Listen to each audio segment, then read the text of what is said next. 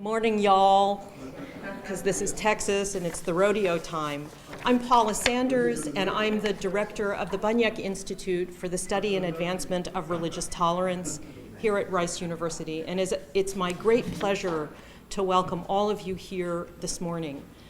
The Bunyak Institute was founded in 2013 with a generous gift from Dr. Milton and Lori Bunyak. Dr. Bunyak is here with us this morning. We remain endlessly grateful for his generosity, and he's not only generous with his funding for the center, he's generous with his time and takes a tremendous interest in the activities of the Institute.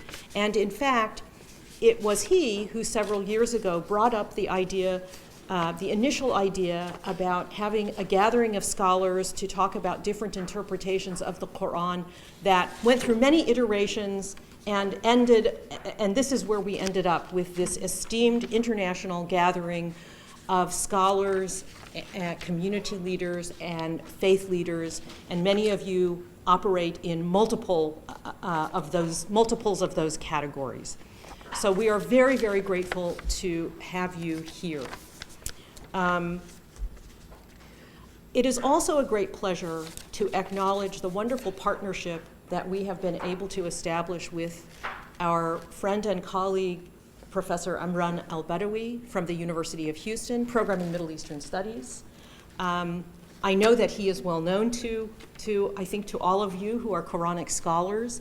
I can only say that for us, it has been a great pleasure intellectually and personally to work with him as we developed the vision for this conference. And what began as a nice intellectual partnership has turned into, for all of us here at Rice, a very cherished friendship with Imran. I cannot thank him enough for his work. And I also want to acknowledge the tremendous work of the staff of the Bunyak Institute, Laura Johnson, Associate Director of Operations, and Dr. Zara Jamal, Associate Director for Community Engagement. I don't want to stand up here and talk any more than that because my job really is to welcome you, and I hope I have done that. Before I formally introduce the convener of our conference, I do want to talk to you to make an announcement about prayer accommodations. Since there are prayer times that will fall within the hours of the conference, we do have prayer rugs and accommodations. You may ask Laura or Anna Ray, who isn't in the room at the moment, but who's around, about locations. Today, the Zuhr will be at 12:32 and the Asr at 3:55 in the hotel or in your own quiet space. And if you have any questions about that, please let us know. So without further ado, it is my great privilege to introduce to you Professor Amran al-Badawi, the convener of the Communities of the Quran Conference. Thank you.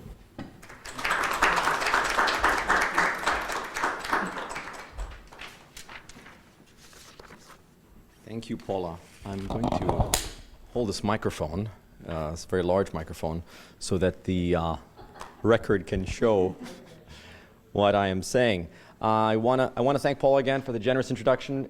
None of it's true. Thank Dr. Bunyak and the Bunyak Institute, Rice University for their hospitality. I'm very much a guest like all of you, coming from maybe only a couple of miles away. I wanted to just spend a little bit of time to provide some context and history behind the conference itself, to situate it in context. So, I begin today's proceedings by welcoming our distinguished presenters, chairs, and last night's speakers, the Imam and the Rabbi, all of whom traveled long distances to be with us today. I welcome the audience of select students and scholars as well. And lastly, I offer my thanks to the Bunyak Institute for the study and advancement of religious tolerance, for making this historical meeting possible.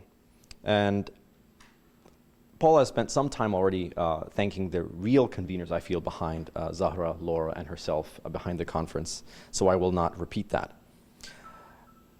The printed conference, which you have in the folder, which we might speak about in a little bit, sheds light on the goals and vision of this conference. However, in the few minutes afforded to me now, I wish to speak briefly about the project's origination, how the vision came about. Many years ago, I became interested in learning about different approaches to reading and understanding the Quran.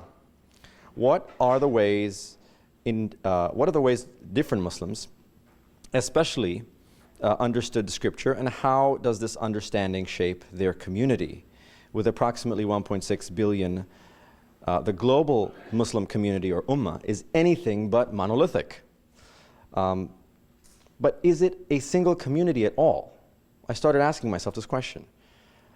However, I found the whole discourse on quote-unquote sectarianism, ancient hatreds, Sunni-Shia conflict to be superficial, political, and fundamentally lacking. A deeper, more systematic and critical theory was needed to explain the diverse and even fractured nature of the global Muslim community.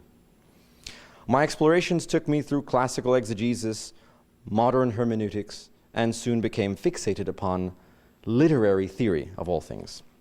I took interest in reception and reader response criticism, especially the idea that the text, in this case the Quran, only has meaning when interpreted by the community into which it was received, and informed by its cultural assumptions, of course.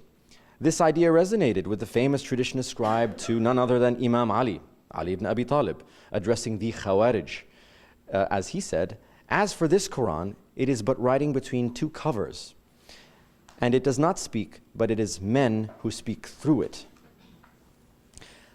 Since the Quran is interpreted in different ways by different communities, there are, to quote the renowned American literary scholar Stanley Fish, several communities of interpretation.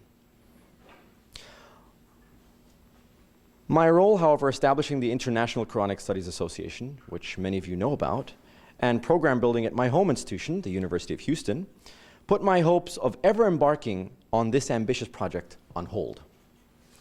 But not long after, fate had it that the Banyak Institute would reach out to me. Its vision for respect and the study of an advancement of religious tolerance and its desire to hold an event of this caliber gave my project new life. Its name quite naturally came to me, Communities of the Quran, and the rest, as they say, is history. Following the Arab Spring of 2011, global events and conflicts in the Middle East have given this project new urgency. This includes the spread of Al-Qaeda and ISIS in the region, some would say, backed by private donors in GCC states, as well as the role of Iran in propping up Shi'i governments, and we know all this. Also significant in this vein is the persecution and flight of Shia and Ahmadiyya from Pakistan. The examples abound. And then I became aware of a Baha'i reception of the Quran, which excited me. What about African American communities of the Quran? The name of an enthralling paper that we will hear about later today. What about the LGBT reception of the Quran? So the possibilities also abound as well. And these are thoughts that continue to circulate in my mind. And so while we have 8 distinguished presenters who have come from around the world to share their expertise and their leadership, it is by all means, of course, not a full representative example. There are still other communities for us to, I don't want to say discover, but perhaps share with. So our task now, the mission for our distinguished presenters, should they choose to accept it, and they have because they're all here, is to explore the richness and complexity of their community, each and every one of our communities of interpretation, and how they view the Quran. My hope and expectation is that the presentations, deliberations, and discussions over the next 2 days will contribute to a book, and that in that book I'll have the opportunity to collect more communities and reach out. You'll notice there's not a Sufi representation, a kind of a specific Sufi presenter. So we'll all have to be Sufi-minded. We have the Imam with us over here who can provide some feedback. We're happy to have him. Also speaking to the Imam yesterday, I had the benefit, of course, of speaking with Imam and Rabbi. I was thinking about maybe we should publish the book and contact the government and make it binding upon them and get it into legislation. But I digress, so let's not go there. Okay, so one can dream. I did want to, of course, remind everyone that, of course, you should have a folder that looks like this. Within the folder are 3 documents. One is, of course, a kind of an overview of the conference. And then you have a program book detailed with biographies and with abstracts. If at any moment you feel lost or tired, you can pick up the book and see what is being spoken at that moment.